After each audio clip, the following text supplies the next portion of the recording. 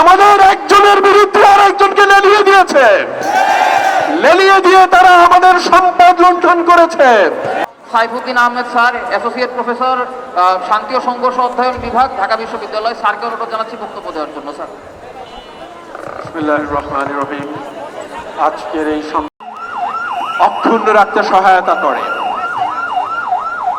এবং আপনারা যারা এখানে ইসলামী স্কলার আছেন কিংবা অন্যান্য ধর্মের পণ্ডিতগণ আছেন, আপনারা জানেন কোন ধর্মই ধর্মের ভিত্তিতে মানুষের ভেদাভেদকে কখনোই স্বীকার করেনি, কখনোই সম্মতি দেয়নি, কখনোই অনুমতি দেয়নি।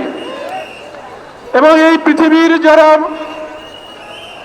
মনীষী রয়েছেন, মহামানব রয়েছেন, তারাও কখনো এই বিভাজনকে কখনোই আস্কারা দেননি, উস্কানি দেননি। আমি আমার শিক্ষার্থীদের সবসময় বলি, তুমি যদি শান্তি চাও, সম্প্রীতি চাও, তাহলে তুমি একজন ভালো মুসলমান হবে। তুমি যদি শান্তি সম্প্রীতি চাও, তুমি একজন ভালো হিন্দু হলে ভালো হিন্দু হবে। তুমি যদি শান্তি সম্প্রীতি চাও, একজন খ্রিস্টান হলে তুমি ভালো খ্রিস্টান হবে। তুমি যদি তোমার ধর্ম ঠিক মতো অনুসরণ করো, কোনো অসম্প্রীতি তৈরি হওয়ার কোনো সুযোগ নেই।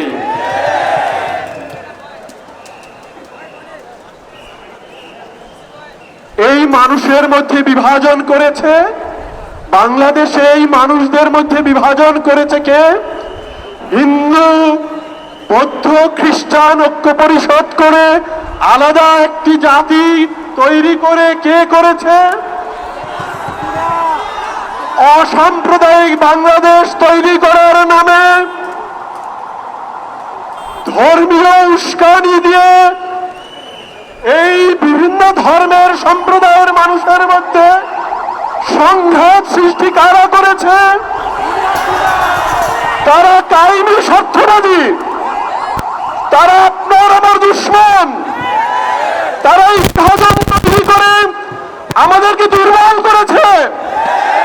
এই বিভাজন তৈরি করে তারা খুনি এবং স্বৈরাচারী ভূমিকা অবতীর্ণ হয়েছে।